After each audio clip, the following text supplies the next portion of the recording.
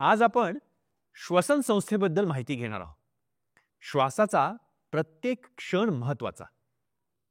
आपल्याला श्वास घेतल्याशिवाय आयुष्याची कल्पनाही करता येत नाही.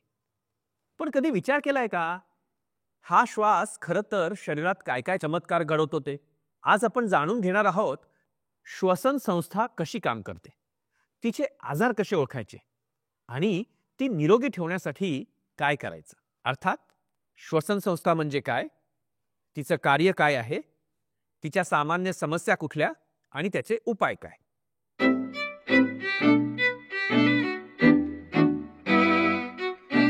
चला तर समजून घेऊया श्वसन संस्था कसे काम करते. श्वसन संस्था आपल्याला शरीरात ऑक्सिजन आणते आणि शरीरातला कार्बन डायऑक्साईड बाहेर टाकते. फुफ्फुसात ऑक्सिजन रक्तात मिसळतो आणि हृदयाद्वारे तो सर्व पेशींना पोहोचवला जातो.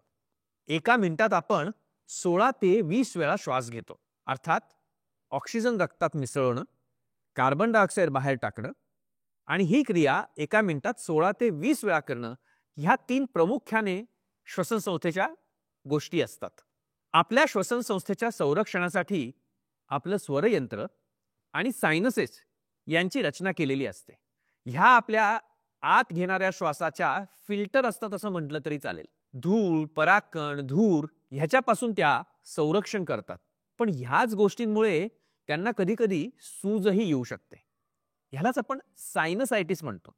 सर्दी पडसं, ब्रॉन्कायटिस यासारखे आजार याच्याचमुळे होतात. विशेषतः वृद्ध आणि अशक्त लोकांमध्ये त्याचे परिणाम अतिशय गंभीर असू शकतात बरं का. सायनसेस आपल्या हवा, उबदार आणि धुलीकणांपासून रक्षण करण्यासाठी काम करतात. धूळ, परागकण, धूर याच्यामुळे त्यांना सूज येऊ शकते आणि सर्दी पडसे, ब्रॉन्कायटिस, न्यूमोनिया हे त्याच्यामुळे धोकादायक ठरू शकतात. मग हे कसं टाळता येईल? सोपं आहे. पर्यावरणाची काळजी घ्यायची, धूम्रपान टाळायचं आणि तंबाखूच्या व्यसनांपासून दूर राहायचं. ह्या गोष्टी आपल्या श्वसन संस्थेच्या रक्षणासाठी महत्वाच्या आहेत. परिसर स्वच्छता आणि पर्यावरण संरक्षण आपण घेत असलेली हवा शुद्ध ठेवतं. धूम्रपान आणि तंबाखू टाळलं तर आपल्या श्वासनलिकेला इजा पोचत नाही आणि प्रदूषण कमी झालं की आपले वायू स्वच्छ होतात. या सवयी आपल्या फुफ्फुसांचे आरोग्य टिकवून ठेवू शकतात आणि त्यामुळे आपण श्वसनाशी संबंधित आजार टाळू शकतो. इन कन्क्लुजन, श्वसन संस्था जर निरोगी ठेवायची असेल तर स्वच्छ हवा, निरोगी सवयी आणि वेळेवर उपचार ह्याला अतिशय महत्त्व आहे. शरीराचा हा महत्त्वाचा भाग आपल्याला प्रत्येक क्षण जिवंत ठेवण्यासाठी गरजेचा आहे.